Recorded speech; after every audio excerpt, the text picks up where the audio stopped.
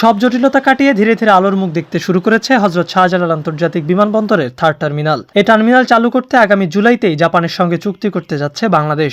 সব ঠিক থাকলে 16 ডিসেম্বর আধুনিক এই টার্মিনাল চালু করতে চায় সরকার। এই টার্মিনাল চালুর খবরে নড়েচড়ে বসেছে বিদেশি বিখ্যাত কোম্পানিগুলো। তুমুল প্রতিযোগিতা শুরু হয়েছে এই টার্মিনালের গ্রাউন্ড হ্যান্ডলিং কে করবে তা নিয়ে।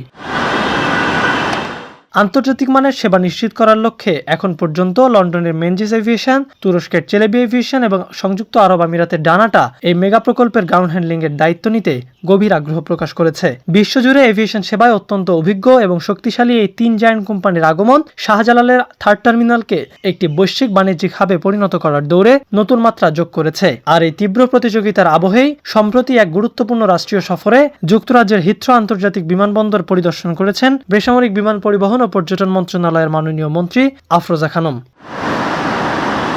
প্রতিযোগিতার দৌড়ে 3 নম্বরে থাকা তুরস্কের চেলেবি এভিয়েশন মূলত global ramp handling, cargo handling ও কাস্টমার সার্ভিস নিশ্চিতকরণে দীর্ঘ 65 বছরের বেশি সময়ের অভিজ্ঞতা সম্পন্ন। বিশ্বজুড়ে 3টি মহাদেশের 5টি দেশের 60টিরও বেশি বিমানবন্দরে প্রায় 9000 ডেডিকেটেড কর্মী নিয়ে কাজ করছে এই প্রতিষ্ঠানটি।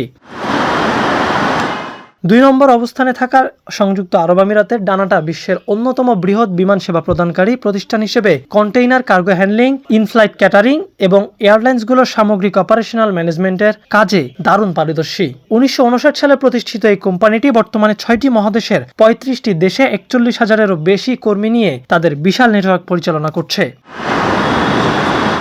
এই তালিকার শীর্ষে থাকা লন্ডনের মেনজিস এভিয়েশন বিমান অবতরণ পরবর্তী passenger check in, baggage handling থেকে শুরু করে ফুয়েলিং ও এয়ারক্রাফট মেইনটেনেন্সের মতো অত্যন্ত সংবেদনশীল ও বড় মাপের গ্রাউন্ড সাপোর্ট সেবা প্রদানে বিশ্বব্যাপী সবচেয়ে বিশ্বস্ত নাম। 1833 সালে প্রতিষ্ঠিত এই জায়ান্ট প্রতিষ্ঠানটি বর্তমানে বিশ্বের সবচেয়ে বড় এভিয়েশন সার্ভিস প্রোভাইডার, যারা 6টি মহাদেশের 65টি দেশের প্রায় 350টি বিমানবন্দরের প্রতি বছর 25 কোটিরও বেশি যাত্রীকে নিরবিচ্ছিন্ন সেবা দিয়ে আসছে।